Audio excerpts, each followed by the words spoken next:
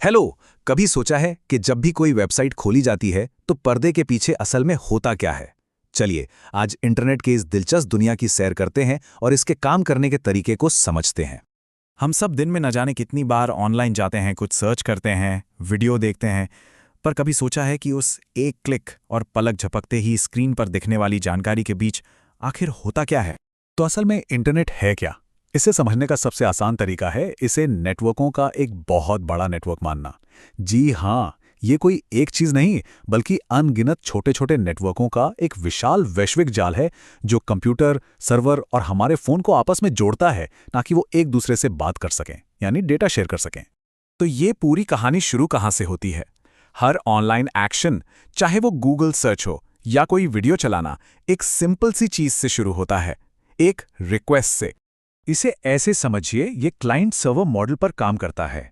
अपना web browser है client, मतलब वो जो कुछ मांग रहा है, और जहां वेबसाइट स्टोर है वो पावरफुल कंप्यूटर है सर्वर, जो उस मांग को पूरा करता है। सीधा सा हिसाब, एक सवाल और एक जवाब। ठीक है, पर एक मिनट, इंटरनेट पर तो अरबों सर्वर हैं, तो ब्राउज़र को कैसे पता चलता है कि उसे कौन से वाले सर्वर से बात करनी है? यहीं पर एंट्री होती है डीएनएस की, जिसे हम इंटरनेट की फ़ोन बुक भी कह सकते हैं। और ये काम कैसे करता है? बहुत सिंपल है। हम ब्राउज़र में वेबसाइट का नाम डालते हैं, जैसे google.com। डीएनएस का काम है इस नाम को उसके असली पते, मतलब आईपी एड्रेस में बदलना, जो कि असल में कुछ नंबर्स होते हैं। जैसे ही ये पता मिलता है, ब्राउज़र को अपनी मंजिल मालूम चल जाती है। तो अब मंजिल का पता चल चुका है, अब बारी है डेटा भेजने की। पर यहाँ एक ट्विस्ट है, पूरा का पूरा डेटा एक साथ एक बड़े हिस्से में नहीं भेजा जाता। क्लाउडफ्लेयर ने इसे समझाने के लिए एक बहुत बढ़िया उदाहरण दिया है। जरा सोचिए स्टैच्यू ऑफ लिबर्टी के बारे में। वो इतनी विशाल थी कि उसे एक ही जहाज पर भेजना नामुमकिन था। तो क्या किया गया? उसे अलग अलग टुकड़ों में भेजा गया, और साथ में ये निर्देश भी थे कि उसे वापस कैसे जोड़ना है। बस, इंटरनेट पर डेटा का सफर भी बिल्कुल ऐसा ही होता है। डेटा के इन्हीं छोटे छोटे टुकड़ों को हम पैकेट्स कहते हैं, और हर पैकेट में सिर्फ डेटा का एक हिस्सा ही नहीं होता, बल्कि एक हेडर भी होता है। इस हेडर में सब लिखा होता है, जैसे इसे कहाँ जाना है, इसका पता क्या है, और ये किस बड़ी फाइल का हिस्सा है।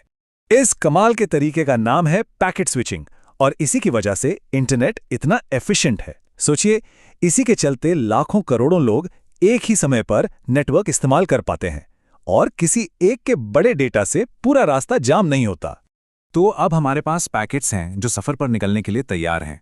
लेकिन इतने बड़े और कॉम्प्लेक्स नेटवर्क पर चीजें सही से काम करें, इसके लिए कुछ रूल्स तो चाहिए, है ना? इन्हीं रूल्स को हम प्रोटोकॉल कहते हैं। चलिए, कुछ सबसे जरूरी प्रोटोकॉल्स को देखते हैं। सबसे पहले है आईपी, यानी इंटरनेट प्रोटोकॉल। इसका काम है हर पैकेट पर सही पता लगाना, समझिए एक डिजिटल पोस्टल कोड की तरह। फिर है टीसीपी, ट्रांसमिशन कंट्रोल प्रोटोकॉल। ये पक्का करता है कि सारे पैकेट्स सही सलामत और सही ऑर्डर में अपनी मंजिल तक पहुंचें, जैसे कि कोई सर्टिफाइड मेल डिलीवरी हो। और हाँ, एचटीटीपी तो है ही, जो असल में वेब की भाषा है। तो अभी तक हमने बात की डिजिटल दुनिया की, नियमों की, प्रोसेस की, लेकिन ये सब होता कहाँ है? अब जरा उस फिजिकल इंफ्रास्ट्रक्चर पे नजर डालते हैं जो इस पूरे सफर को मुमकिन बनाता है। इस फिजिकल सफर के भी कई हीरोज हैं। सबसे पहले राउटर्स। ये हैं इंटरनेट के ट्रैफिक पुलिस, जो पैकेट्स को बताते हैं कि किधर मुड़ना है। फिर हैं स्विचेस, जो एक लोकल नेटवर्क जैसे घर या ऑफिस के डिवाइसेस को आपस में जोड़ते हैं। वेब सर्वर्स तो वो पावरफुल कंप्यूटर्स हैं ही, जहां वेबसाइट का सारा सामान रखा होता है। और इन सब को जोड़ता है इंटरनेट बैकबोन। ये high speed fibre optic cables का एक विशाल जाल है, जिसमें समुद्र के नीचे बिछी मोटी मोटी लाइनें भी शामिल हैं, जो महाद्वीपों को जोड़ती हैं। और हाँ, जब भी कोई पैकेट एक राउटर से दूसरे राउटर तक जाता है ना, तो उस एक छलांग को हॉप कहते हैं। एक वेबसाइट तक पहुंचने में एक पैकेट को ऐसे कई सारे हॉप्स लेने पड़ सकते हैं।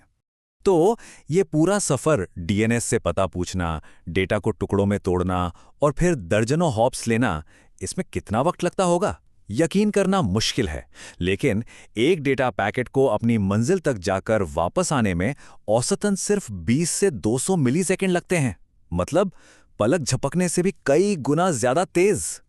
चलिए, अब एक बहुत ही आम कंफ्यूजन को दूर करते हैं। क्या इंटरनेट और वर्ल्ड वाइड वेब एक ही चीज है? इसका जवाब है नहीं, बिल्कुल नहीं। इन दोनों में बहुत बड़ा फर्क है।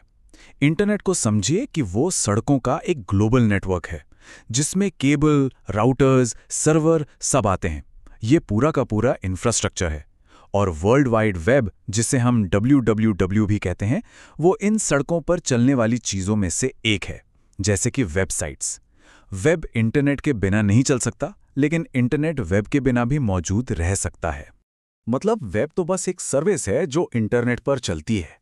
ठीक वैसे ही जैसे email, online gaming, video calls या फिर फाइल शेयरिंग, ये सब भी इंटरनेट के उसी इंफ्रास्ट्रक्चर का इस्तेमाल करते हैं। तो बस कहानी अब अपने अंजाम पर पहुंचती है। जैसे ही सारे पैकेट्स अपनी मंजिल पर पहुंचते हैं, अपना ब्राउज़र उनके हेडर में लिखे इंस्ट्रक्शंस को पढ़ता है और उन सारे टुकड़ों को वापस जोड़ देता है। और नतीजा वो शानदार वेब पेज जो हमारी स्क्रीन पर लोड हो जाता है। तो आज हमने देखा कि इंटरनेट असल में क्या है। ये कोई एक चीज़ नहीं, बल्कि अनगिनत छोटे बड़े नेटवर्कों का एक बहुत बड़ा जाल है जो डेटा का आदान प्रदान करने के लिए आपस में जुड़े हैं।